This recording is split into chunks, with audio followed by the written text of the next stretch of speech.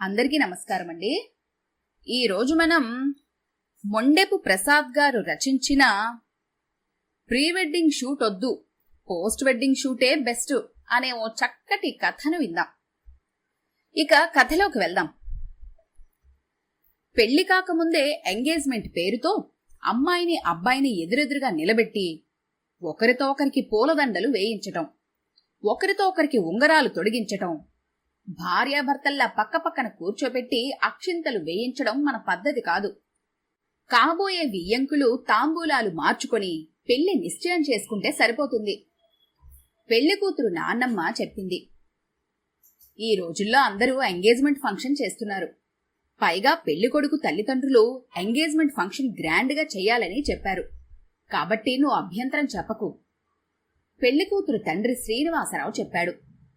నాన్నమ్మ మాట విని ఎంగేజ్మెంట్ ఫంక్షన్ క్యాన్సిల్ చేసేస్తారేమోనని ఆందోళన చెందిన పెళ్లి కూతురు గీత తండ్రి మాటలతో ఊరట చెందింది. ఎంగేజ్మెంట్ ఫంక్షన్ గ్రాండ్ గా జరిగింది. వారం రోజుల తర్వాత ప్రీ వెడ్డింగ్ షూట్ కోసం పెళ్లి కూతుర్ని పెళ్లి కొడుకుని ఎక్కడికి పంపాలనే డిస్కషన్ నడుస్తోంది. ప్రీ వెడ్డింగ్ ఫోటోషూట్ పేరుతో అమ్మాయిని అబ్బాయిని పెళ్లి కాకముందే వేరే ఊరికి పంపుతారా? పెళ్లి కాకముందే వాళ్ళిద్దరూ ఒకరినొకరు కౌగలించుకుంటూ ముద్దులు పెట్టుకుంటూ ఫోటోలు తీయించుకుంటారా? నేనొప్పుకోను, నాన్నమ్మ చెప్పింది. ఈ రోజుల్లో పెళ్లికి ముందు ప్రీ వెడ్డింగ్ షూట్ కామన్ అయిపోయింది, శ్రీనివాసరావు చెప్పాడు. 3 నెలల క్రితం నా అక్కయ్య కూతురు పెళ్లి జరిగింది. వాళ్ళు ప్రీ వెడ్డింగ్ షూట్ చెయ్యలేదు. క్రిందటి నెల మీ అన్నయ్య గారు కూతురు పెళ్లి చేశారు. వాళ్ళు కూడా ప్రీ వెడ్డింగ్ షూటు చెయ్యలేదు అంటూ గీత తల్లి చెప్పింది. గీత తన మొబైల్ ఫోన్ను చూపిస్తూ గూగుల్లో ప్రీ వెడ్డింగ్ షూట్ అని సెర్చ్ చేస్తే క్రియేటివ్ ప్రీ వెడ్డింగ్ షూట్ ఐడియాలు, out of box pre wedding shoot ఐడియాలు, స్పెషల్ ప్రీ వెడ్డింగ్ షూట్ ఐడియాలు, ప్రీ వెడ్డింగ్ షూట్ కోసం కొత్త పోజులు, ప్రీ వెడ్డింగ్ షూట్ కోసం best locations, pre wedding shoot ను ఎలివేట్ చేయటానికి special props, pre wedding shoot కోసం special dresses, pre wedding shoot కోసం best hair styles, pre wedding shoot కోసం బెస్ట్ టిప్స్ అంటూ చాలా రిజల్ట్స్ కనబడుతున్నాయి. దీనిని బట్టి ప్రీ వెడ్డింగ్ షూట్ ఎంత పాపులరో అర్థం చేసుకోండి అని చెప్పింది. అది ఎంత పాపులర్ అయినా నేనొప్పుకోను, నాన్నమ్మ గట్టిగా చెప్పింది. ఈ ఇయర్లో నా ఫ్రెండ్స్ 3 పెళ్లి చేసుకున్నారు. వాళ్ల 3 ప్రీ వెడ్డింగ్ షూట్ ఫోటోలు తీయించుకున్నారు. ఆ పిక్స్ సోషల్ మీడియాలో ఫ్రెండ్స్ అందరికీ కూడా షేర్ చేశారు. నేను కూడా ప్రీ వెడ్డింగ్ షూట్ పిక్స్ నా ఫ్రెండ్స్ కి షేర్ చేయాలి అని గీత చెప్పింది. పెళ్లప్పుడు నీకు కావలసినన్ని ఫోటోలు తీయించుకొని ఫ్రెండ్స్ కి పంపుకో, ప్రీ వెడ్డింగ్ షూట్ కి మాత్రం నేను ఒప్పుకోను అంటూ నాన్నమ్మ గట్టిగా చెప్పింది. నాన్నమ్మ చెప్పింది బాగానే ఉంది కదా.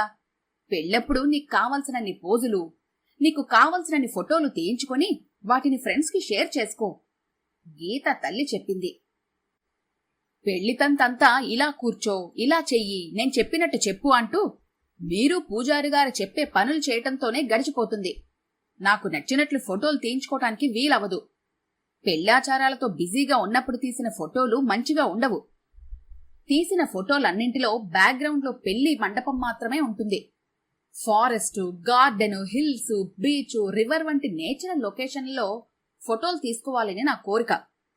పెళ్లి ఫోటోలతో మాతో పాటు పూజారి గారు, స్టేజ్ మీద ఉన్న వాళ్ళందరూ పడతారు. కాని ప్రీ వెడ్డింగ్ షూట్లో ఫోటోల్లో మేమిద్దరం మాత్రమే ఉంటాము అంటూ చెప్పింది గీత.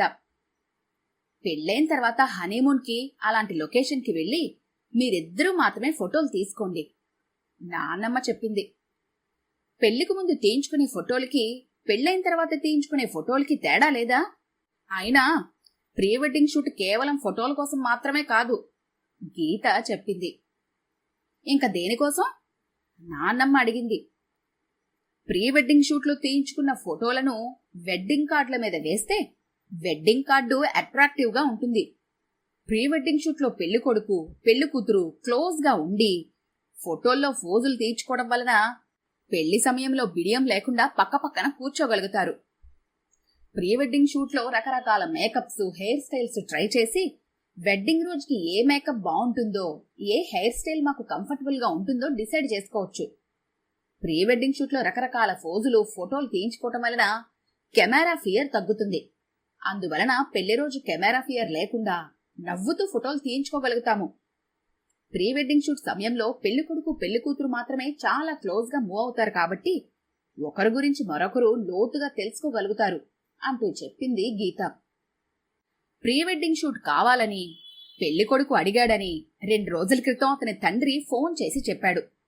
నా అన్నయ్య గారి కూతురు పెళ్లి క్రిందటి నెల చేశామని, ప్రీ వెడ్డింగ్ షూట్ చెయ్యలేదని, కాబట్టి మా అమ్మాయి పెళ్లికి కూడా ప్రీ వెడ్డింగ్ షూట్ చేసే ఉద్దేశం లేదని నేను మర్యాదగానే చెప్పాను.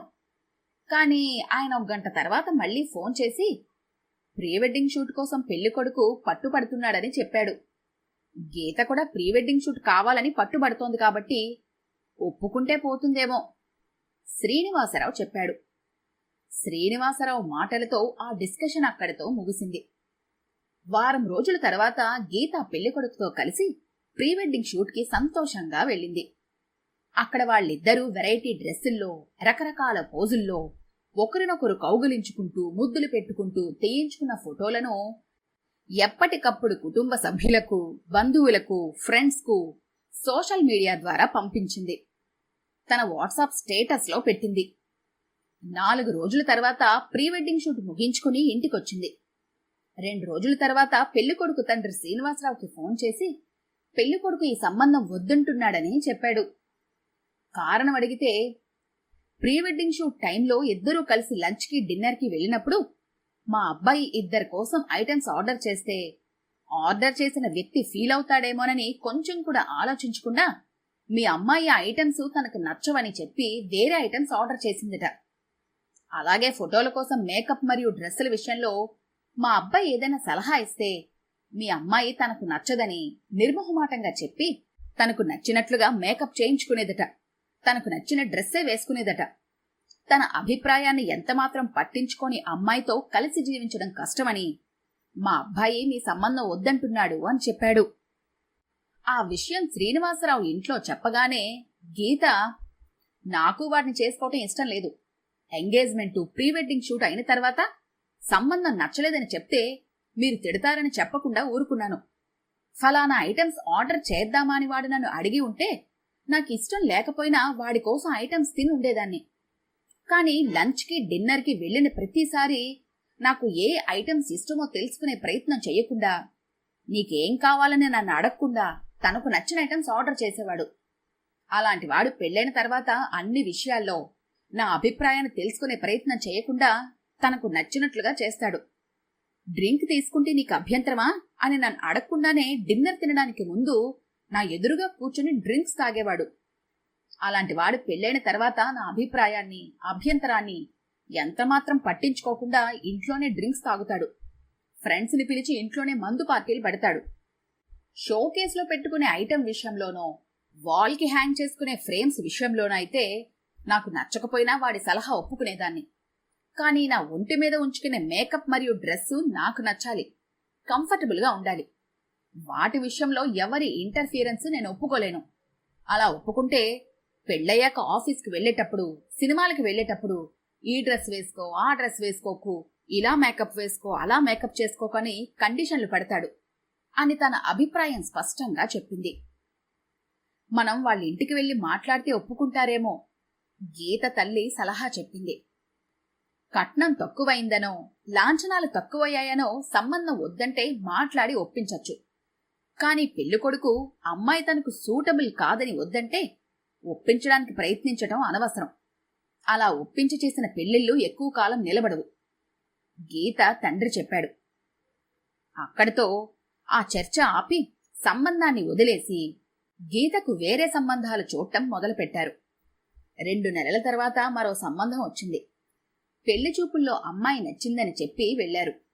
కాని 2 రోజుల తర్వాత పెళ్లికొడుకు తండ్రి శ్రీనివాసరావుకి ఫోన్ చేసి సంబంధం వద్దని చెప్పాడు.